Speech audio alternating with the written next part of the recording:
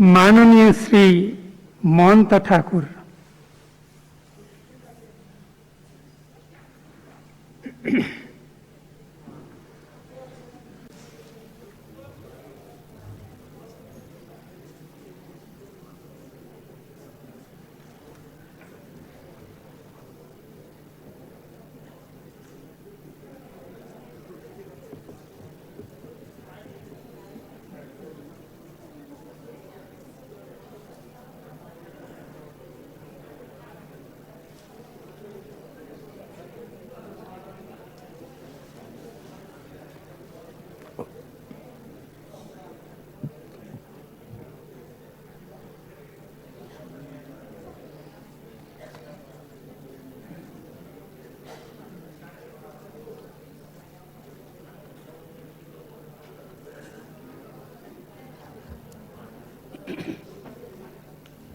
सम्मानीय सभामुख जी, सर्वप्रथम म सम्मानीय प्रधानमन्त्री शेरबहादुर देउपाजीलाई हार्दिक बधाई दिन चाहन्छु र मेरो हार्दिक शुभकामना पनि छ र उहाँले जुन प्रस्ताव राख्नु भएको छ त्यसको समर्थनमा हामी उहाँलाई मत दिन्छौँ।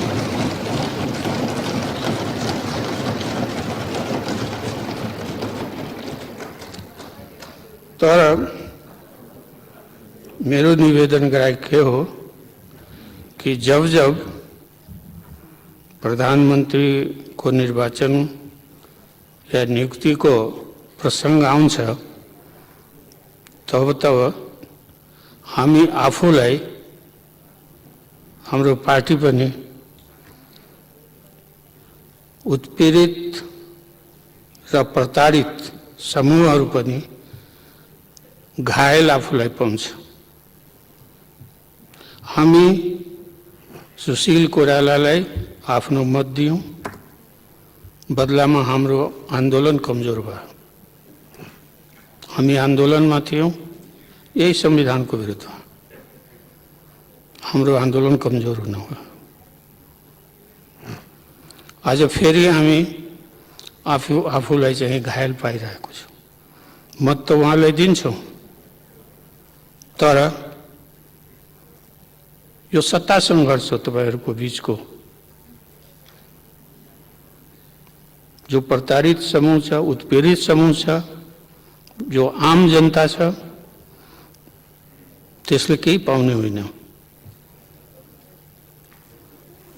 प्रधानमन्त्रीजी त परमादेशले बनेको हो, जनताको आदेशले होइन, जनताद्वारा त होइन, उनको आदेशले नै बनेको। यो संविधानको जति गुण गाउनुस्, तर यो संविधानले गर्दा हामीले गोली खानु परेको छ, शहीद हुनु परेको छ। अहिले पनि हाम्रा साथीहरू जेलमा यातना भोगिरहेछन्।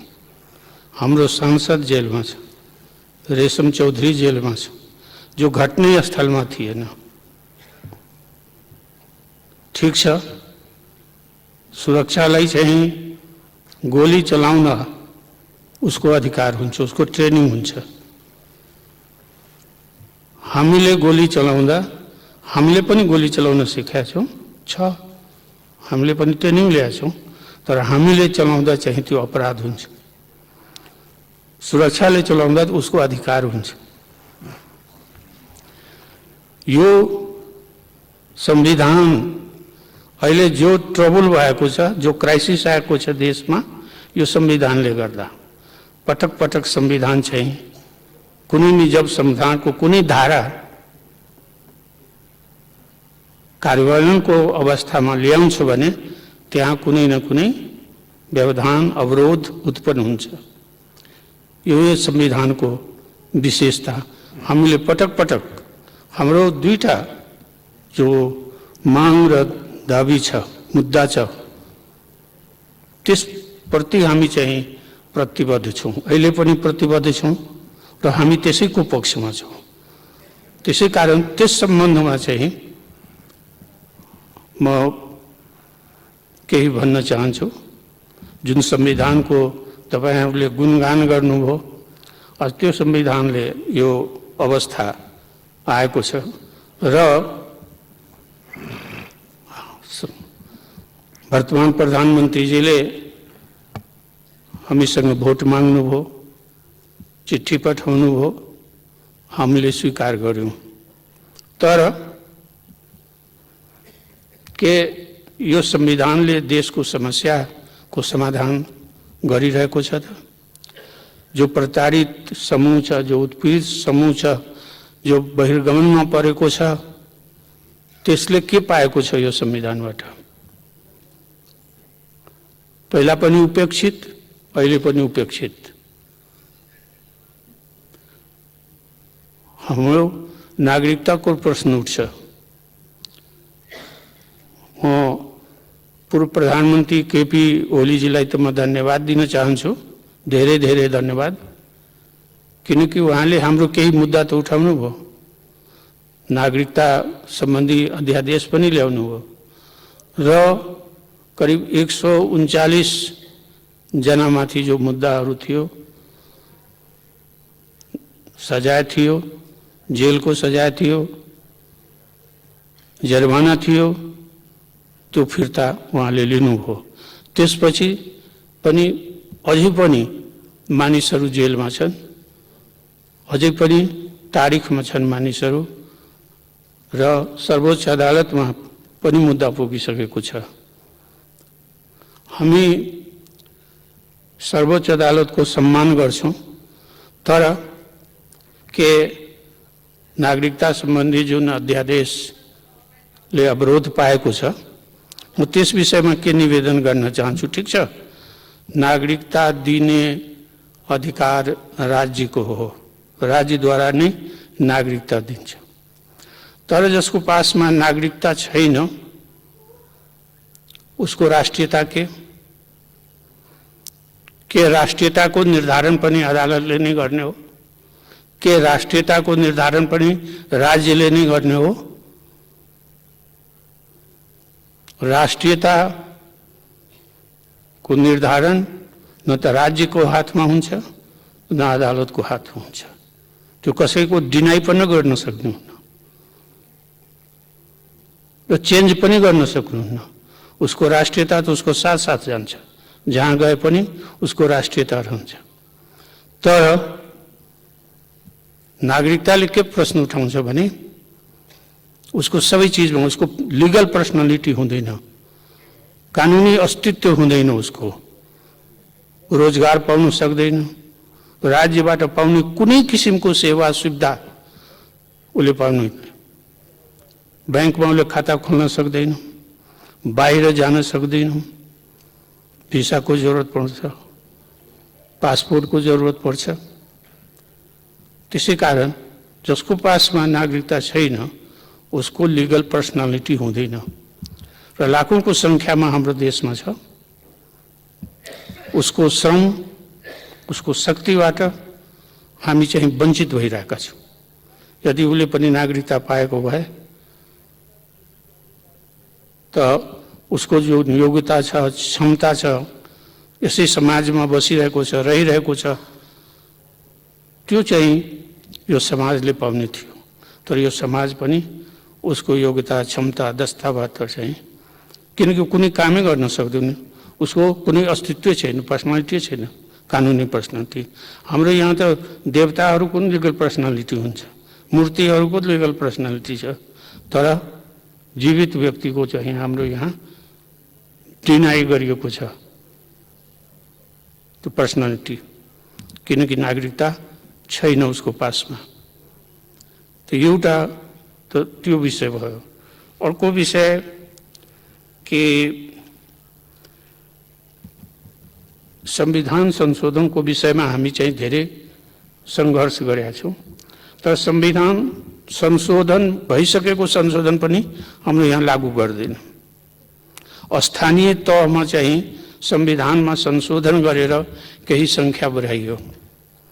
प्रदेश नम्बर 2 मा त्यो बढाइएको सङ्ख्या चाहिँ लागू पनि भयो, तर अरू जिल्लाहरूमा प्रदेश नम्बर 1 प्रदेश नम्बर 5 को जिल्लाहरूमा चाहिँ जुन संशोधन गरेर सङ्ख्या बढाइएको थियो त्यो बढाइएन। त्यो कारण के दियो कि त्यस बेला उसको चुनाव भइसकेको थियो, त्यसैले चाहिँ त्यहाँ लागू भएन। त्यो त संशोधन त भएको हो, पछि किन लागू गरिएन? यस्तो यस किसिमको चाहिँ ऊ छ। दोस्रो चाहिँ मैले निवेदन गरेँ कि हामीले हतियार उठाउँदा त त्यो अपराध हुन्छ, तर सुरक्षाले चाहिँ हतियार उठाउँदा अपराध हुँदैन। अब यहाँ ज्यादतीहरू जुन भएको थियो सबैले स्वीकार गर्यो कि मधेस आन्दोलनमा व्यापक रूपमा ज्यादती भएको छ। जहाँ गोली चल्ने अवस्था थिएन, शान्तिपूर्ण ढङ्गले चाहिँ आन्दोलन भइरहेको थियो, त्यहाँ चाहिँ गोली चलाइयो, मारियो। र हामीले आयोगको माग गरेका थियौँ, लाल आयोगको गठन पनि भयो, तर वर्षौं बितिसकेको छ, अहिलेसम्म चाहिँ त्यो प्रतिवेदन चाहिँ सार्वजनिक गरेका छैन। पटक पटक यो संसदमा पनि आवाज उठ्यो, चाँडै चाहिँ त्यो सार्वजनिक हुन्छ, तर त्यो भएन। किन? हाम्रो माग, हाम्रो मुद्दा र हाम्रो जेलमा जुन परेको छ साथी, त्यो सम्बन्धमा पनि सहमति भएको छ, सम्झौते भएको छ, तर सम्झौता लागू गरिएन। अहिलेसम्म चाहिँ सम्झौता भएको थियो कि जेलमा परेको राजबन्दीहरूलाई रिहाई गर्ने र मुद्दा उठाउने फिर्ता लिने, तर सबै मुद्दा चाहिँ फिर्ता लिएन अहिलेसम्म। अहिलेसम्म पनि महोत्तरीको जुन मुद्दा छ त्यो त्यहाँको साथीहरू अहिले पनि जेलमा छन्, त्यहाँको सांसदहरू अहिले पनि तारिखमा छन्। त्यस्तै टिकापुर घटना जो घटने स्थलमा थिएन, रेशम चौधरी उनी जेलको यातना भोगिराखेका छन्। ऊ सांसद भएर पनि यहाँ चाहिँ उपस्थित हामी देख्दैनौँ उनलाई। उसको प्रतिनिधित्व यहाँ कसले गरिरहेको छ? उसको क्षेत्रको प्रतिनिधित्व, त्यहाँको प्रतिनिधित्व त्यहाँको जनताले सफर गरिरहेको छ कि छैन? यी प्रश्नहरू हाम्रो अगाडि छ, हाम्रो समक्षमा छ, तर हामी चाहिँ सम्बोधन अहिलेसम्म चाहिँ सम्बोधन पाएको छैन। यहाँ भनिन्छ कि हाम्रो देश विविधताले भरेको हो, तर विविधताले भरेको सबै ठाउँमा त्यो विविधताको चेहरा देखिन्छ त? सबै ठाउँमा त्यो विविधता उपस्थित छ त? छैन।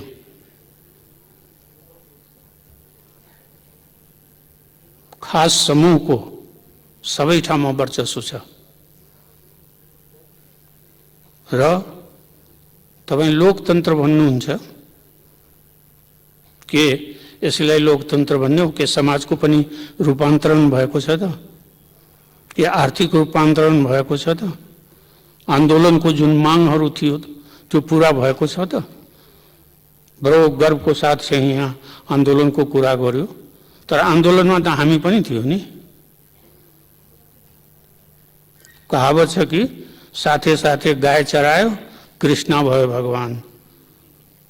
तपाईहरुले त सबै चीज पाउनु हो, तर जो पीडित थियो, जो उत्पीडित थियो, सबै दिनदेखि सबै सधैँ अपहेलित थियो, बहिर्गमनमा परेको, अपमानित, के तिनीहरूले सम्मान पाएको छ त? हाम्रो लागि पनि यो लोकतन्त्र हो त? अहिले पनि हाम्रो अवस्था के छ कि मनमा लागेको कुरा हामी बोल्ने अवस्थामा छैनौँ। हामी बोल्नै सक्दैनौँ, बोलेर कुनै न कुनै मुद्दा लागिहाल्छ। त्यो अवस्था छ अहिले पनि। त्यसै कारण मैले यहाँहरूसँग अनुरोध गरेँ कि यो यहाँहरूको त सत्ता सङ्घर्ष हो, बिचमा कुनै नयाँ चिज होइन। सब दिनदेखि त हामी यही हेरिरहेका छौँ। तपाईँहरू आपसमा कुरा मिल्दैन, सत्ता सङ्घर्ष हुन्छ, सत्ता परिवर्तन हुन्छ, फेरि त्यही चेहरा बलिरहेको हुन्छ, अरू केही छैन, चेहरा त त्यही हो र हामी जहाँको त्यही छौँ। यति भनेर म आफ्नो निवेदन यहीँ समाप्त गर्छु। धन्यवाद। माननीय श्री डाक्टर बाबुराम भट्टराई।